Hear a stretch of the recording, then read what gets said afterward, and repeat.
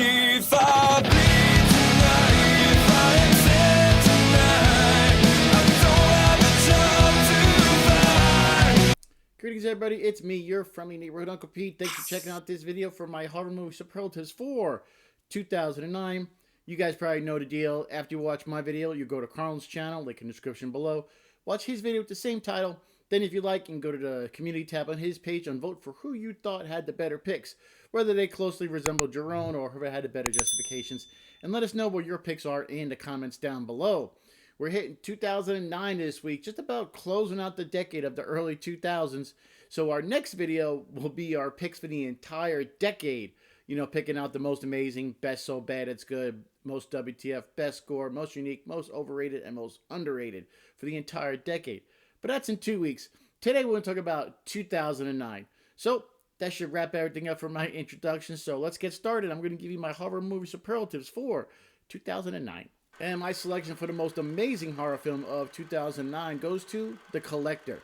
I think this film blends really well elements of like a heist thriller and survival horror, and it kind of gives it a fresh take on both genres.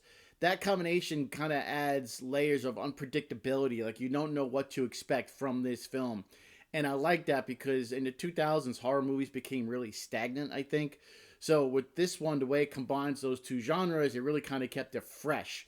You really didn't know what to expect. Plus, the Collector itself, he's just not just a killer. He's like a methodical, sadistic killer. The way he plans these traps for people, he's got like no love lost for anybody. And the traps he sets, very similar to Saw, but there's like no reason for this. He just attacks people just to attack people because he's just that sadistic, and really adds a layer of complexity, I think, to that type of villain. The villain, I think it blends suspense very well. For the moment Arkin enters the house, you get a claustrophobic feeling because it just kind of locks down and you know he's stuck in there with all these traps all over the place. You don't know where you can go, where you can move. If you step the wrong place, you can get caught in a trap, and it kind of keeps you on the edge of your seat. Another thing I like about this film is Arkin himself, the main protagonist. He's not a typical victim because he's got motivations. He wants to save his family, and he wants to save these other families, these other people from these traps. And it kind of makes it relatable in a way. He's only doing this, you know, robbing these houses to get money to save his family, to protect his family, to provide for them. Most of us can probably relate to that. You know, and his criminal background, I think the way it contrasts with, like I said, his need to protect the family inside this house kind of creates a moral dilemma that makes it really engaging. So in a year that was kind of dominated by remakes like Friday the 13th, My Bloody Valentine, then you got movies like paranormal scares with Paranormal Activity. The Collector, really stood out by kind of reviving the home invasion subgenre with a unique twist, making it an engaging and interesting film. So, most amazing, The Collector.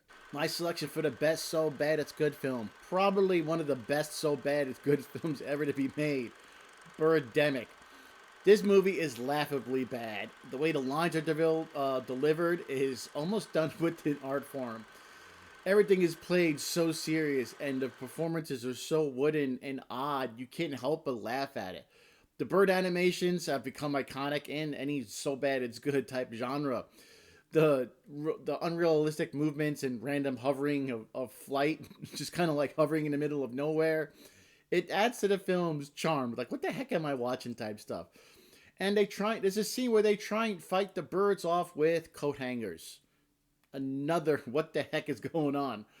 And don't forget the hanging out with my family party scene that is just so ridiculous. It's kind of what the stuff that's so bad it's good films are made up of. The pacing in the film is just absurd. Long sections where people are just walking, doing mundane things during the day. But like I said this before with this category, there's an art form to a so bad it's good film. You know, if it's not done right, you're just going to make a bad film that's very cringe and not fun at all. But Birdemic does it right. It's a movie that you can laugh at, watch with some friends, and enjoy. And I think Birdemic, for me, is going to be a strong contender for the best so bad it's good film for the entire decade, because it's what so bad it's good films are made of. Okay, for most WTF, The Human Centipede. Do I really need to tell you why this is the most WTF movie of 2009? It's one of the most WTF movies I have ever seen. I don't even want to go into why this movie is WTF, because even if you haven't watched this movie, just read the description and you know why it's so WTF. So I'm just going to read the synopsis. A mad scientist kidnaps and mutilates a trio of tourists in order to assemble them into a human centipede created by stitching their mouths to each other's rectums. Enough said. I didn't really even go too much more into this. My most WTF pick is the human centipede. My selection for best gore goes to The Descent Part 2. I think practical effects, they're really good. They're essential to be in the best gore category. The way they show the gore in this film in the low light, the dark cabins, really makes it more effective. It kind of holds back what you can see, still not knowing what's like lurking in the darkness. I think that's what sets this film apart for making it my selection for best gore of 2009. The crawlers use their environment to kill people brutally in creative ways, from maulings to impalements. You never really get too much of a good look at them. If you do, it's just shaded in like darkness and shadows. It makes it scary because you don't know what actually you're seeing, and it's all practical effects. So, I mean, you look at other gore for movies in 2009, some of those for me seem too over the top and campy, like examples being Saw 6 and The Collector. The gore is great, but it comes off as a little campy just for my personal tastes. Great scenes of gore in those films, but they don't give you the visceral reaction you get from The Descent, because the way the environment of The Descent Part 2 plays into the gore is what makes it sets out for me, and it kind of gives me a more realistic depiction of the gore, which can make it more horrific, which is why I picked The Descent 2. And my selection for most unique, a film I love, and I had to thank my buddy Josh Spiegel from Movie Timelines for recommending this movie, Triangle. I love the time loop concept here. It kind of takes a familiar time loop trope in movies that we've seen before, but it adds a fresh twist to it, incorporating a psychological aspect with the horror and suspense of it. You know, the narrative keeps viewers constantly guessing and reevaluating the events, like what's going to happen next, what is going on. And when a film does that, it keeps you engaged.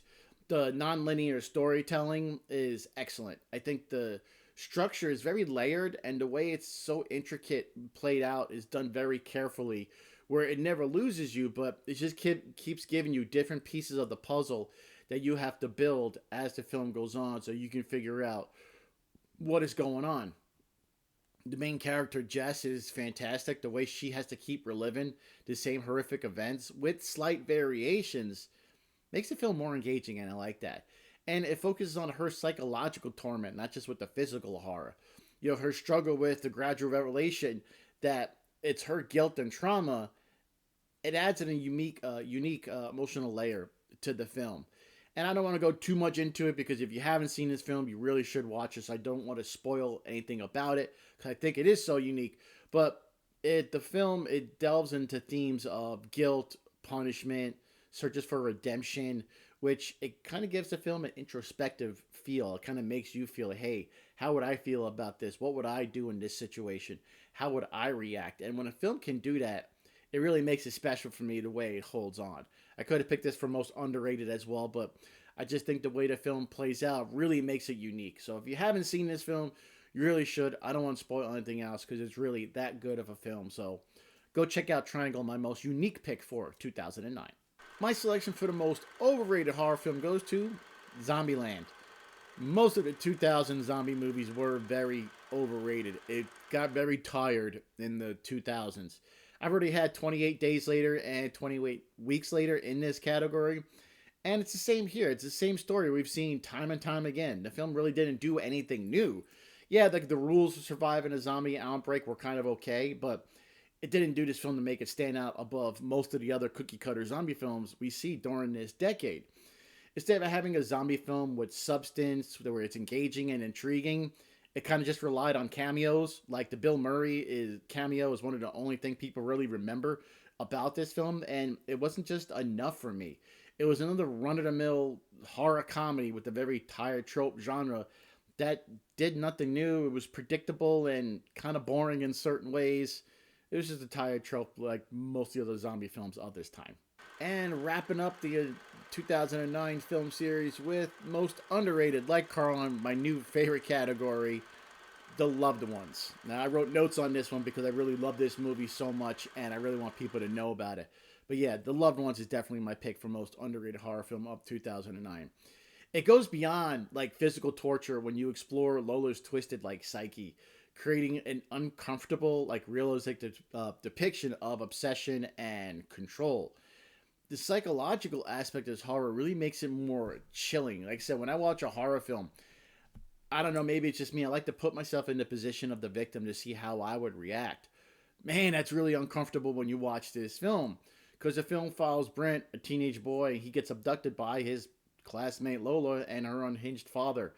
Her obsession with him, with this twisted prom setup, it gives you a disturbing take on teen romance and the lengths people will go for control and revenge. And the actress, I think, McLeavy, her portrayal of Lola is just terrifying and compelling because she has this charm to her, but she's got this brutality, and it makes her character unforgettable. You don't feel sorry for her, but maybe in certain ways you can empathize with her. And it's weird, or I should say it's weird and intriguing when a film can make you empathize with the villain. Her performance is a major factor in why I love this film so much and why it deserves a lot of recognition. It's just very, very well done. It uses gore strategically, and not giving you over a zealous gore, or where it becomes gratuitous, but just enough to make you feel uncomfortable, like ugh. Like there's drills, knives, and injections. That types of gore increases the psychological tension of this film. To me, it's realistic violence, something that could easily happen to someone that's being held against their will. And I can always appreciate more realistic violence in horror movies. It makes it more scary because I know I'm not worried about ghouls and creatures and zombies and ghosts to come get me, but The Loved Ones is something that could happen to an individual. That type of horror is very more visceral, and for me, it's more impactful. Now, The Loved Ones didn't get a wide theatrical release, which I think why it limited its audience, and it became overshadowed by all the big horror movies up to 2009. Some ones I've mentioned, Zombieland, Paranormal Activity. But The Loved Ones is such a fantastic film. If you haven't seen it, you definitely need to check it out. I'm sure you will love it as much as I did. At least I hope so. But that's why I picked The Loved Ones as my most underrated horror film of 2009. There we go, ladies and gentlemen. Those are all my horror movie superlatives for 2009. Here's a quick recap of all my picks. If I bleed tonight, if I accept tonight, I don't have a job to find. Now, don't forget to let Carl and I know what your picks are in the comments down below. And if you haven't done so already, please go to Carl's channel, link in the description. Watch his video with the same name, and then if you'd like, you can go to the community tab on his page and vote for who you thought had the better picks. We're at the end of the decade now, so here in 2 weeks, you're going to get some more horror movie superlatives when Carl and I give you our picks for the entire decade of all the films we covered. That's going to be a lot of fun. It's going to be a little bit hard because there's a lot of stuff to cover there. So don't forget to please like, comment, share, and subscribe on both of our channels. It just takes a moment, and it'll really, really help us out. Do all that stuff for us. Appreciate it. Hope you guys are doing well. Have a happy, wonderful, safe Thanksgiving next week. God bless you guys, and I'll see you soon.